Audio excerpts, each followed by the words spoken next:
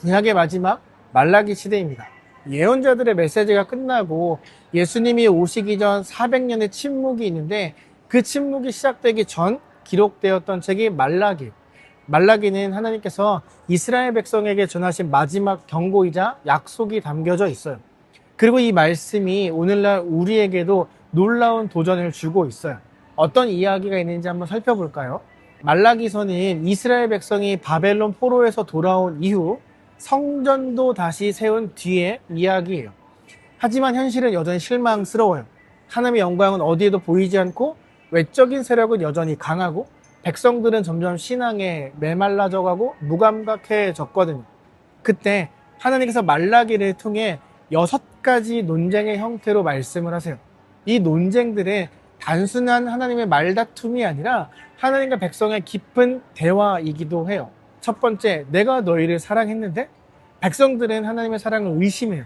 하나님은 에서가 아니라 야곱을 택한 것, 즉 언약의 사랑을 다시 상기시켜 주세요. 제사장들이 눈먼 짐승, 병든 재물을 하나님께 바쳐요. 그걸 보고 하나님은 너희가 나를 무시했다 강하게 책망하세요. 예배가 가볍게 느껴질 때 신앙도 무너지게 되거든요.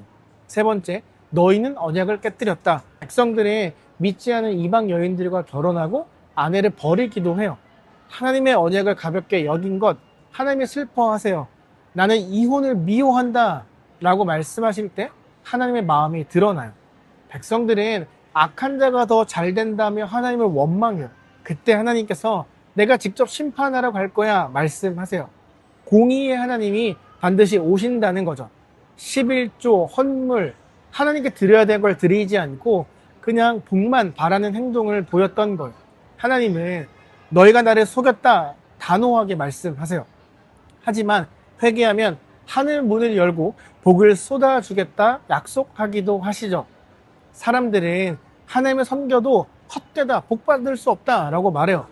그러나 하나님은 의로운 자와 악한 자를 반드시 구별하실 것이라고 선언하세요. 내가 책에 기록했다. 하나님의 백성은 절대 잊혀지지 않는다는 걸 말하는 거죠. 말라기의 마지막은 짧은 부록처럼 이어져요. 율법을 기억하라. 엘리야가 다시 올 거다. 이 예언은 신약에서 세례 요한을 통해 성취되어 마가복음 1장을 말라기 3장과 이사야 40장을 연결하며 시작하거든요. 즉 예수님의 길을 예비하는 자로서 세례 요한이 등장한 거죠. 말라기의 메시지는 하나님은 변하지 않고 백성이 변해야 한다라는 초대를 말해요. 예수님이 오셔서 진짜 성전이자 제사장이 되셨고 우리를 하나님께 인도하시는 거죠. 말라기는 신약을 향한 마지막 연결고리이기도 해요. 심판과 소망, 회복이 함께 담겨져 있어요. 그리고 그 복음의 완성은 예수 그리스도 안에서 이루어져요. 말라기, 하나님의 마지막 경고, 그리고 은혜의 약속. 우리는 지금 이 말씀을 듣고 나의 예배를 돌아보고 깨어나야 돼요. 하나님이 여전히 말씀하시고 여전히 기다리고 계세요. 너희가 내게로 돌아오면 나도 너희에게로 돌아가리라. 지금이 바로 그때라는 거 잊지 않기를 바랍니다. 마태복음에서 만나요.